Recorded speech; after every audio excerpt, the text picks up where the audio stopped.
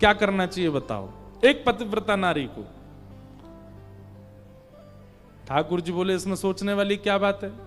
असली पति जब द्वार पर आ गया तो फिर मूर्ति वाले पति में कोई अस्तित्व है ही नहीं। विश्वास तो प्रगाढ़ पति के प्रति है ना। तब तक जब तक वो नहीं था उसकी अनुपस्थिति में ये थे, लेकिन अब असली उपस्थित है तो फिर ये तो मूर्ति है ना, असली को स्वागत करना चाहिए। गोपियां ताली बजा के बोली आपने सही उत्तर दिया और हमने वही किया। अभी तक जिसको पति माना, जिसको परिवार माना, जिसको मां माना, पिता माना, जो भी संबंध संसार के थे ये सब मूर्तियां थी, आपने हमको प्रदान कर रखी थी। जब तक मैं ना मिलूं तब तक इन्हीं को सब मानना।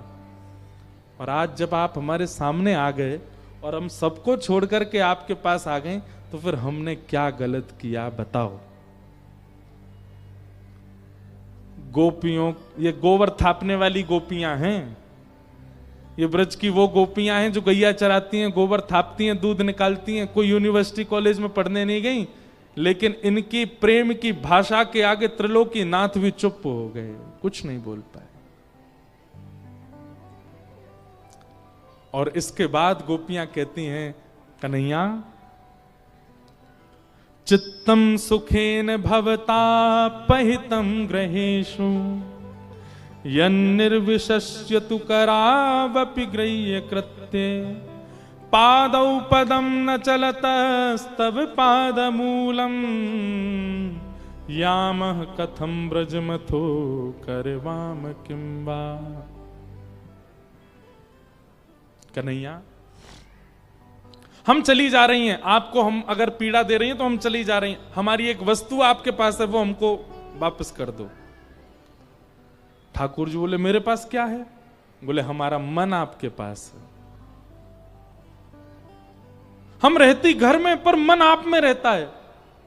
भोजन बनाती है मन आप में रहता है, बच्चों को खिलाती है मन आप में रहता है, क्योंकि मन आपके पास ही है। वो मन हमको वापस कर दीजिए। आप अपने अंदर से हमारे जो हमारे मन में आप बैठ के वहां से निकल जाइए।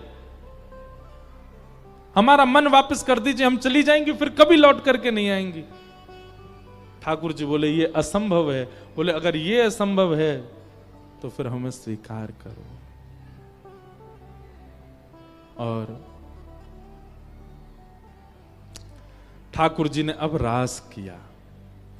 रास मतलब अब एक एक गोपी के पास ठाकुर जी जा रहे हैं। तू कहा बना के लाई है? मैं तो हलवा बना के लाई। ला पवा मुए। ठाकुर जी पाने लगते हैं। फिर दूसरी गोपी के पास जाते हैं, उसके गले में गलवियां डाल के बैठ जाते हैं, उसके घर की चर्चा सुनने लगते हैं। तीसरी गोपी के पास जाते हैं, उसके चरण दबाने लगते हैं। चौथी गोपी के पास जाते हैं, अरे लाला मुझे तो पसीना आ रहे हैं। ठाकुर जी अपने पटका से पहुंचने लगते हैं। मतलब इतने सहज हो गए ठाकुर जी सबके लिए कि सब गोपियों को सुख देने लगे। जैसा वो चाहती हैं वैसा प्रेम ठाकुर जी प्रदान करने लगे। लेकिन इस मार्ग में वही हुआ क्या? गोपियों को अभिमान हो गया। अभिमान क्यों हुआ? क्योंकि बिना गुरु कृपा के गई हैं, इसलिए गुरु जरूरी है। गुरु के बिना ठाकुर जी मिल भी गए तो हो सकता है आपके चित्त में कहीं मान ना आ जाए, इसलिए गुरु आवश्यक है।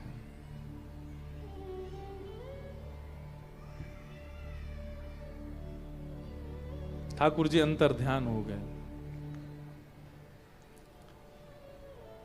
मान अगर आ गया आपके चित्त में, मैं एक बात कहता हूं बंधुओं, हमारे ठाकुर जी, हमारे गिरधरलाल ऐसे ही क्यों रहते हैं? राधारमण जी ऐसे ही क्यों रहते हैं? राधा वल्लभ जी ऐसे ही क्यों रहते हैं?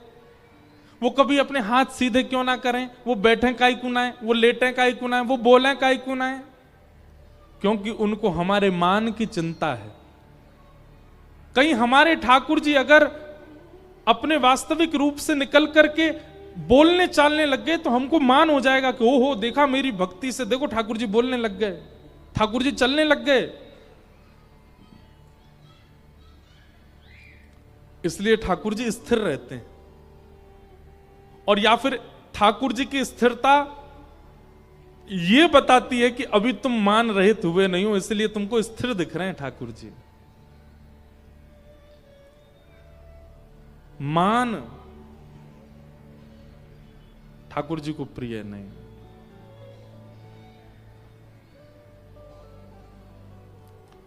सब गोपियों के बीच से जब ठाकुर जी अंतर ध्यान हो गए, गोपियां रोते रोते ढूंढने लगी कहां गए श्याम सुंदर। और तब गोपियां यमुना तट पर गईं, वहां किशोरी जी बैठी हैं। हे सुन राधिका दुलारी, तेरे द्वार का भिखारी हूं मैं, शाम का पुजारी,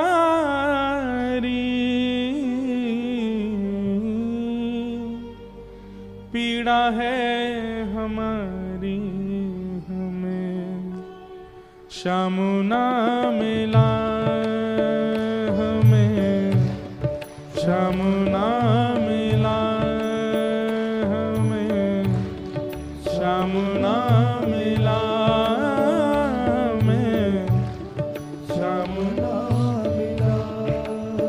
हे सुन राधिका दुलारी, सुन राधिका दुलारी, हे परीक्षा जो मैं सा जानती,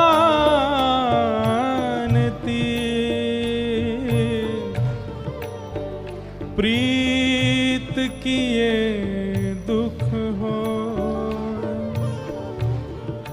जो मैं सा जानती,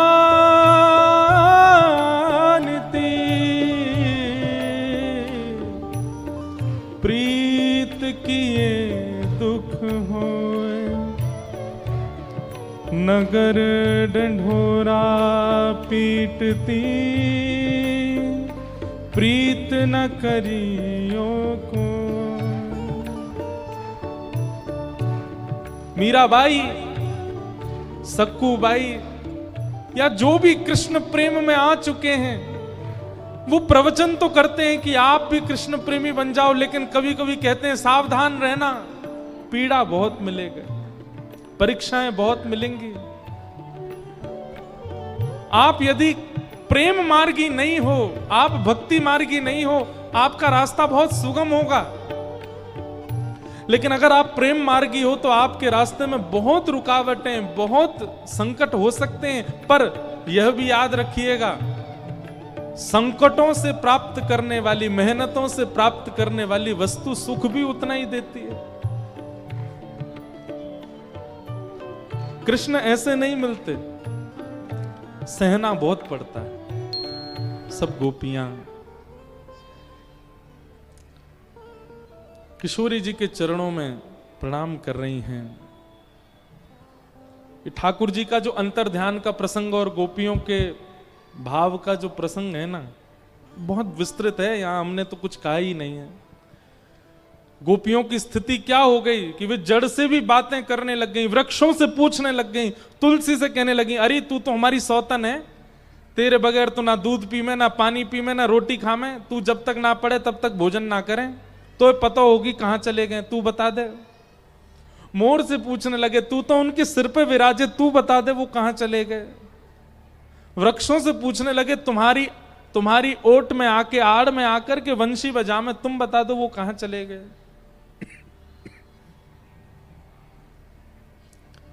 तब यमुना तट पर बैठी हुई किशोरी जी दिखाई दी, मतलब गुरु। बंधुओं, किशोरी जी कौन हैं? अच्छा बताओ, ठाकुर जी के कौन से भाग में विराजती हैं गोपी? दाहिनी ओर कि बाएं ओर? बाएं ओर।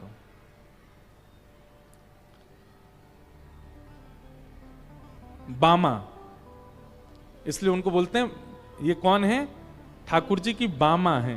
वाम अंग में जो विराजे, पत्नी जो होती है वो वाम में ही बैठती है, बाएं ओर ही बैठती है। अच्छा एक बात बोलें, बुरा नहीं मानिएगा आप लोग, विशेष रूप से माताएं बुरा नहीं मानना। पति के बाएं ओर क्यों बैठती हैं? बामा का मतलब क्या होता है?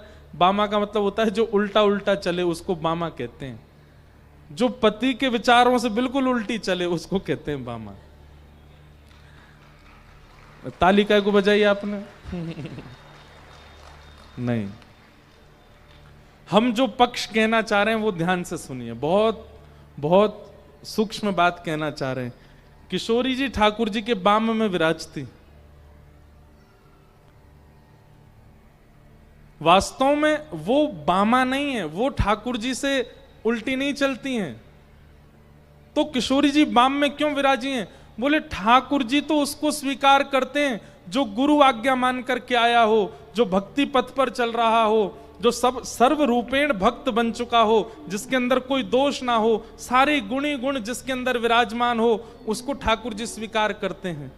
जिसमें तनिक भी अवगुण होता है, जो संसारी है, जो एक प्रकार से गुरु विहीन है, जानता नहीं सेवा किसे कहते हैं, पूजा किसे कहते हैं, जो पूर्ण रूपेण बामा है, मतलब उल्टा है, वो अगर किशोरी जी उस पर दृष्टि डाल लें तो उसको पकड़ करके जो कृष्ण को प्रदान करें। इसलिए ठाकुर जी के बाम में बैठी हैं किशोरी जी।